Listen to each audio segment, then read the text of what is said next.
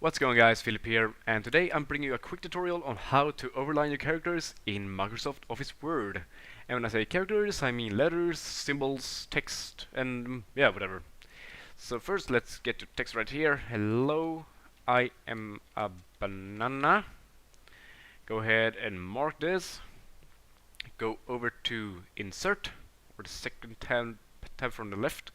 Choose Equation, and then choose Accent. And here you can choose either this one, which simply says line, or this one that says over and underline, or just overline, yeah. And here we go. And as you see, the text is currently cursive, which is standard when using equations. But don't worry, just go over to Start and remove the cursive, or just simply Control K. And if you have any questions about using equations, just let me know. It might turn up right here, then just, you know, adjust it to the left.